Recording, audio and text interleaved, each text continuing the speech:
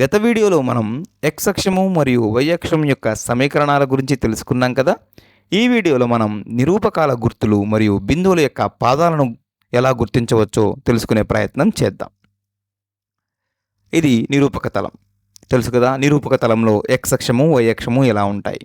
y అక్షము x అక్షాన్ని రెండు భాగాలుగా విభజిస్తుంది. అదేవిధంగా x అక్షము y అక్షాన్ని రెండు భాగాలుగా విభజిస్తుంది. ఇలా ఉంటే మొత్తం 4 భాగాలు లేదా 4 పాదాలు ఏర్పడతాయి. మరి ఇది మొదటి పాదము, ఇంగ్లీష్లో ఫస్ట్ క్వాడ్రంట్ అంటారు, అందుకే Q1 అని చెప్తాం దీన్ని. తర్వాత ఇది రెండవ పాదము, అలాగే ఇది మూడవ పాదము, చివరగా 4వ పాదం. Q1, Q2, Q3, Q4గా చెప్పవచ్చు.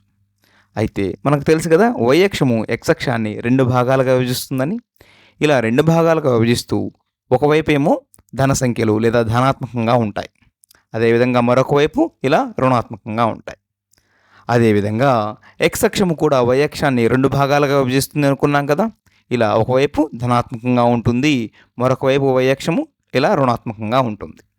అంటే పాదము లేదా మొదటి పాదము, రెండవ పాదము, మూడవ పాదం, నాలుగవ పాదంలో వరుసగా నిరూపకాలు ఎలా ఉంటాయో తెలుసుకోండి. ఏదైనా ఒక బిందువుని మనం మొదటి పాదంలో ఇలా తీసుకుంటే x నిరూపకము, y నిరూపకము రెండూ కూడా ధనాత్మకంగా ఉంటాయి, అవునా. అంటే ఇది ఏ అనే బిందువుగా తీసుకుంటే ఇక్కడ రెండు నిరూపకాలు కూడా ధనాత్మకంగానే ఉంటాయి, x నిరూపకము, y నిరూపకము. అదేవిధంగా రెండవ పాదంలో మీరు గమనించినట్లయితే ఏదైనా ఒక బిందువు తీసుకుంటే ఇలా B అనే బిందువు x మాత్రం ఎలా ఉంది, రుణాత్మకంగా ఉంది, y మాత్రం ధనాత్మకంగా ఉంది, అందుకే మైనస్ ప్లస్ అంటాం.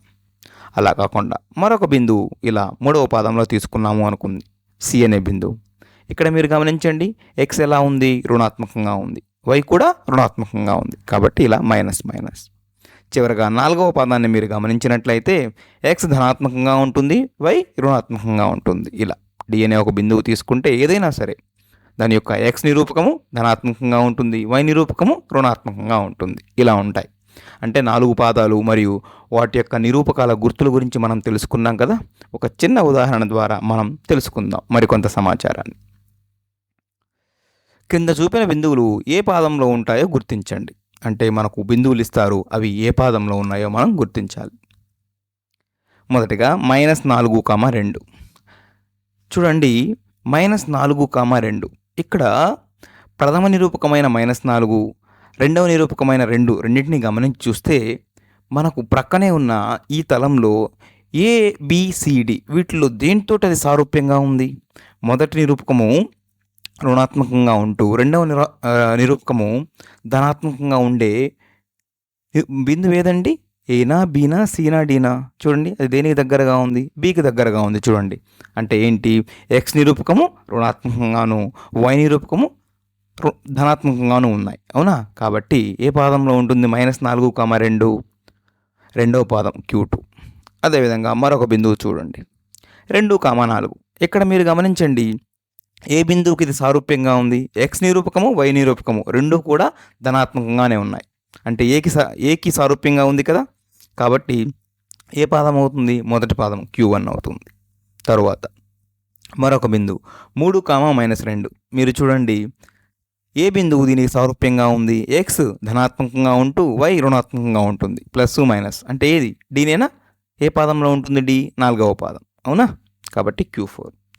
చివరగా -4, -3. చూడండి, ఇది ఏ బిందువుకు సారూప్యంగా ఉంది? మన తలంలో Cకి సారూప్యంగా ఉంది. చూడండి, ఎందుకని? x రుణాత్మకము, y కూడా రుణాత్మకంగా ఉంది, రెండు నిరూపకాలు రుణాత్మకంగా ఉన్నాయి. కాబట్టి మూడవ పాదం Q3, అవునా. ఆయా బిందువులు ఏ ఏ పాదాలలో ఉన్నాయో మనం గుర్తించాం వాటి యొక్క గుర్తుల ద్వారా. అయితే మరొక రకంగా కూడా ఇంకా సులభంగా మనం గుర్తించవచ్చు. ఎందుకని? ఇప్పుడు మనం ఏం చేసాం? పాదంలో ఒక బిందువు తీసుకొని ఏది ధనాత్మకంగా ఉంది, ఏది రుణాత్మకంగా ఉంది అనే విషయాన్ని చెప్పాం. మరికొంత సులభంగా ఎలా చేయవచ్చో ఈ విషయాన్ని చూడండి. ఇది కదా మన నిరూపక తలం. మొదటి పాదము, రెండవ పాదము, మూడవ పాదము, 4వ పాదం. అయితే దీనిని నేను ఇలా విస్తరించి రాస్తున్నాను. చూడండి, ఇది మన నిరూపక తలము. y అక్షం ఇలా ఉంటుంది, x అక్షం ఇలా ఉంటుంది. ఇలా ఉంటే మీరు గమనించండి, మొదటి పాదంలో x నిరూపకము, y నిరూపకము రెండు ధనాత్మకాలే కదా. కాబట్టి ఇలా రాసుకోవచ్చా?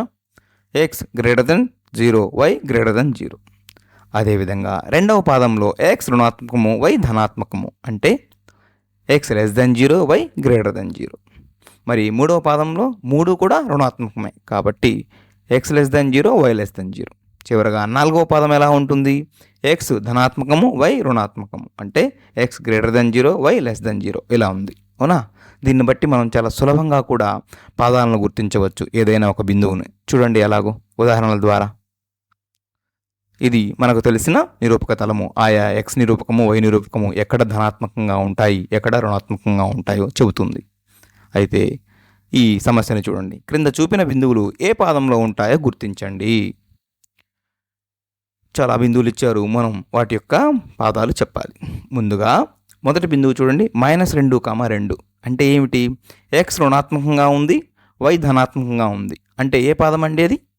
రెండవ పాదమేనా కదా? చూడండి, మీకు చూస్తే చాలా సులభంగా తెలుస్తుంది. అలా కాకుండా 2, 6 అంటే 2 ధనాత్మకంగా ఉన్నాయి. మరి ఏ పాదం అవుతుంది అండి అది? మొదటి పాదం. అవునా? 2 ధనాత్మకంగా ఉన్నాయి. తర్వాత 3.5, -1 అవునా? అంటే ఏంటి? X ధనాత్మకము Y రుణాత్మకము. ఏ పాదం అవుతుందండి అది? 4వ పాదం.